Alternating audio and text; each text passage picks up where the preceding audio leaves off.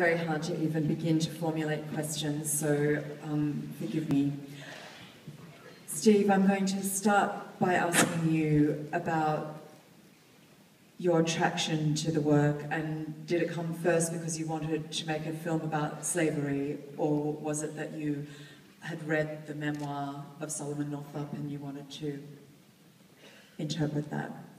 It came from wanting to make a film about slavery. As I said before, on many occasions recently, for me there was a hole in the canon of cinema, a huge hole, and that huge part of history was not on film, and I wanted to see it on film. I wanted to see that history. It was absent. There was a silence, and then I sort of, went through the idea of actually making a film about it, and I needed an in on the idea of making the film. And the in I had was a free man who had been kidnapped into slavery, and the audience as such goes with him on this sort of maze, this assault course of what slavery is. At that time I got stuck. I was working with a writer called John Ridley, and then my wife said to me, well, why don't you look into true accounts of slavery? It was sort of obvious thing to do. We did some research, and then she found this book called 12 Years a Slave, and she said to me, I think I got it, and was that a big understatement? And that was it. Every turn of the page was a revelation, and it was amazing. I mean, I was upset with myself. Why had I not known this book? I was a bit sort of disappointed with myself, but slowly I realized no one I knew this book. And it was written 97 years before Anne Frank's diary, and of course, living in Amsterdam, Anne Frank is all around you, and looking at this book, it was just almost like a parallel echo of what happened 79 years into the future from that book. And I just wanted to make it into film. It became my passion, really.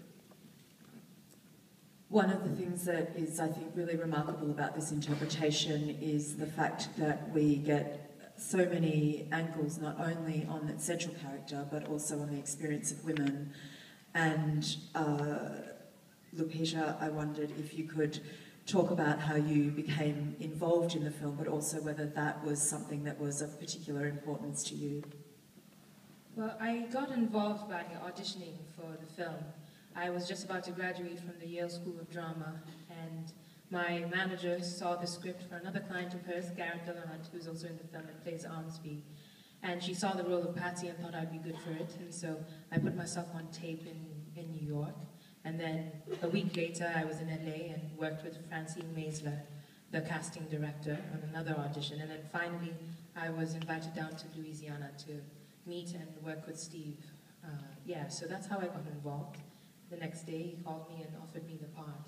And I mean, I have never seen anything like this before.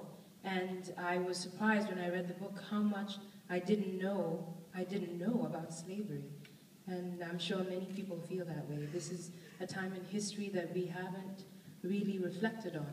And it's so important to have this because now we have a common vocabulary, a common experience from which to talk about it and hopefully begin a healing. Chiwetel, can I ask you about the importance of the role of Solomon for you, and also how you worked with, I think there's an incredible kind of intimacy with your character in this film, and how did you work with Steve to achieve that? I think we all just, went down the rabbit hole together.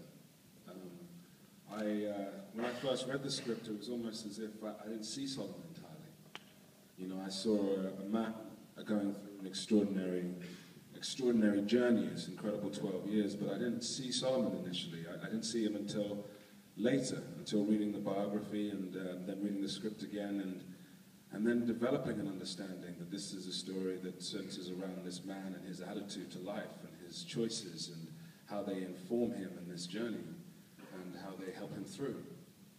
And then working with Steve is really just to work with a masterful filmmaker, an incredible director with absolutely every department on a set, and encouraging to the extreme. and we were able to talk about and reflect on how to connect to Solomon, how we would connect to him, how I would connect to him, and how hopefully an audience would then connect to him. There's an incredible immediacy to it, I think, and an incredible contemporary relevance to it. And I wonder, Steve, was that as something that you were sort of exploring in parallel in terms of how did you tie it to today, in a sense? And also, if I could ask you to expand on those themes that I think are very prevalent in your work around, physical deprivation and the absence of choice, which we've seen in all three of your films in different ways. There's a constant reflection of parallels all the time, every day. This year seems to be a very poignant one, a very pivotal one. I mean, with the unfortunate killing of Trayvon Martin, having a black president in the United States, the 150th anniversary of the abolition of slavery, the 50th anniversary of the March on Washington, and the voting rights for voting in the United States. It's kind of made this kind of perfect storm for now, and I think that the timing of the film has been quite, it's the result of all these things happening in 1 year, and having the film out is quite a coincidence. Anyway, as far as the deprivation or whatever, I just try, the three films I've made so far, all I wanted to do as a filmmaker, all I want to do as an artist is just work with important subjects, subject matter. Hunger was the first, when we made the film, it was 27 years, it was 27 years before it happened in 1981, when we made the film, and it was almost like it was swept beneath the carpet. No one was talking about it. Similar situation with shame and sex addiction. It was one of those things, 80% or more of traffic on the internet is pornography, and this sort of this phenomenon of sexual addiction was just interesting to me. It was elephant in the room. It's there. It's deafening again, and of course, slavery. I mean, these things are very obvious to me because they are very obvious. Well, I know that everyone has had an extraordinary experience watching this film, and also for Can I just say one more thing? Yeah, I just want to, Bianca, you stand up. This is my wife who found the book, and without the book, we wouldn't be here. We wouldn't have a job. Thank you very much. I love you. Thank you. Thank you very much.